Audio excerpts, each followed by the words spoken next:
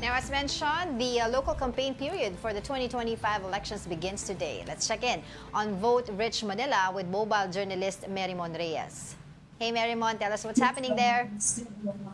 Magandang umaga. Opisyal na nga ang pagsisimula ng campaign period for the local elections. At dito sa lungsod ng Maynila, tulad ng mainit na panahon ngayon na inaasahan din natin yung mainit na labanan, lalo na sa major contenders dito. And kanina nanggaling tayo sa Road 10 at Tondo, ito yung sa may harapan ng Smoky Mountain, kung saan pasado alas 8 ng umaga ay sinimulan na yung campaign motorcade ni dating Manila Mayor Isko Moreno na tumatakbo ngayon muli sa pagka-alkalde. Kasama niya ang kanyang Yormes Choice ticket at kasama niya tumatakbo dito ay si Vice Mayor candidate na anak din ni dating Manila Mayor Lito Atienza na si Chi Atienza.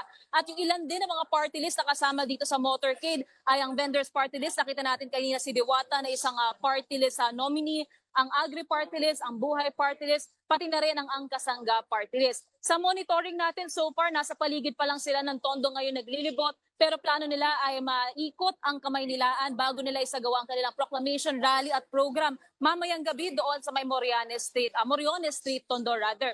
Dito naman sa Quiapo, kanina nga 8 a.m. to 9 a.m., dumalo muna sa isang misa yung panig naman ni incumbent Manila Mayor Hani Lacuna na tumatakbo vying for re-election kasama si incumbent Manila Vice Mayor Yul Servo Nieto. At ang kanyang asenso Manileño ticket naman ay sinimulan na rin ang kanilang pagroronda o pag-ikot sa Kamaynilaan. Mamayang 6 o'clock p.m. naman, isasagawa nila ang kanilang proclamation rally at programa doon sa Earnshaw Street, Sampaloc, Manila sa may harapan nito ng Our Lady of Loreto Church. Kanina sa isang mabilis na panayam dito kay dating Mayor Isko, ang nasabi niya, nangako siya, nalilinisin niya raw ang Kamaynilaan o ang Maynila, oras na siya raw ay mahalal at pagtutuunan niya raw ng pansin yung mga pangunahing pangangailangan ng Manileños. Maalala natin na na tandem talaga itong si Mayor Hani at saka si dating Mayor Isko, pero nagkaroon ng lamat o ng asim sa kanilang relasyon at nasabi nga ni Mayor Hani na she felt betrayed noong nagdesisyon itong si Yorme Isko na tumakbo muli sa pagka-alkalde. Para naman kay Sam Versosa na independent candidate for mayoralty. So far, nakikita natin ngayon yung paglilibot din ito sa 6 na distrito dito sa Maynila. Aabangan din natin kung magkakaroon ba ng biglaang pag-endorso, kung may makakasama ba siyang Vice Mayor candidate, kongresista, o kaya naman ay mga konsehal. Bukod sa kanilang tatlo, meron pang mga 8 tumatakbo sa pagka-alkalde. Kasama na dito ang aktor na si Raymond Bagatsing, si Mara Lorraine Catorta Mondong ng Kilusang Bagong Lipunan, si Michael Say ng Ilocano Defenders, pati itong mga independent candidates na sila Enrico Ferrer Ocampo, Erwin Stewart Cowatan, Enrico Doco Reyes, Alvin Caringal, pati si Jerry Garcia. Ayon sa COMELEC, ang registered voters dito sa City of Manila ay 1.1 million. So para sa lahat ng mga kumakandidato mula sa pagka-alkalde hanggang sa mga tatakbong konsehal, ito ang kanilang mga paglalabanan. Merymon, klaruhin ko lang. So 11 candidates lahat sila for mayor? Yes, 11 candidates sila. Okay, based sa nakikita mo sa lahat ng candidates na nakita mo, kanino yung medyo mainit ang pagtanggap? Actually, kanina doon sa Tondo, hindi pa tayo umaabot sa Road 10. Marami na ang mga nakahilera na supporters ng dating alkalde. At same goes din doon para sa mga party list nito. Marami rin kasi yung mga nakasuporta sa dating mayor kay Yorme Isko. So medyo mainit-init ang pagtanggap sa kanya. Pero pagdating natin kanina dito sa Quiapo, umalis na kasi yung panig naman dito ni Mayor Hani. Marami rin sila at ready raw sila na rumesbak sa pangangampanya raw para dito kay Mayor Hani. Wala namang nagkakasulubong na magkabilang panig sa isang lugar sa kanilang pangangampanya dyan, Merymon.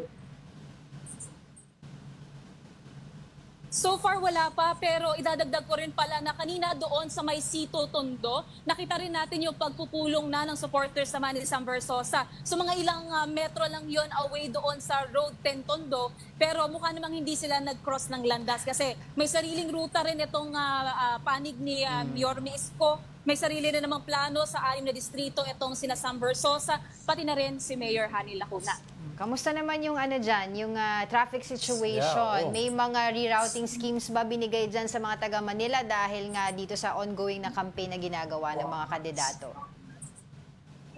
Yung mga nakausap natin kaninang traffic enforcers din doon sa may Tondo muna, ang nasabi sa atin ay sigurado naman daw na pagdating doon sa traffic flow ay maaagapay naman daw, magagabayan yung mga madadaanan na o yung ruta mismo nung nung pinaka-motorcade nila. So far, wala pang rerouting schemes na ibinibigay o tayong nakikita mula sa mga lugar na ito. Same goes din dito sa Quiapo. Naging matraffic lang yung daan dito sa may boulevard noong hinihintay pa natin na makalabas o makaalis na itong panig ni Mayor Hani kasi dito nakaparada sa likuran natin yung ilang mga sasakyan nila pati nung kanilang mga reporters. Pero so far, since umalis na na sila dito, naging normal na ulit ang daloy ng trapiko. Pero doon, bandang Earnshaw Street sa Palok, Manila, sarado na kasi yung isang bahagi ng lugar na yon dahil doon nga gagawin yung pinaka-proclamation rally na itong panig ni Mayor Hani. Same goes din sa Moriones Street, Tondo. Nakasarado rin yung isang bahagi doon para naman sa proclamation program ni Mayor Isko.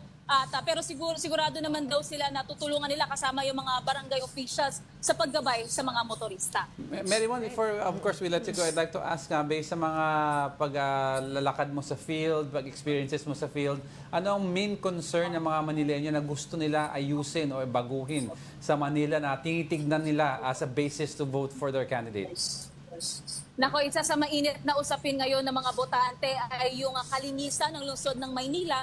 At nag-spark itong issue na to, kung maaalala natin, na nitong simula ng taon, kung saan na nagkaroon ng issues pagdating sa waste collection. Naipon kasi yung mga basura mula December hanggang simula ng January dahil nga nagkaroon ng complications sa system ng waste management sa pagitan din ng Manila LGU. Kaya siguro ito rin yung naging starting point nang sinabi na sa panayam kanina ni Mayor Isko na pangako niya raw kung siya raw ay mahahalal, lilinisin niya raw ang Maynila.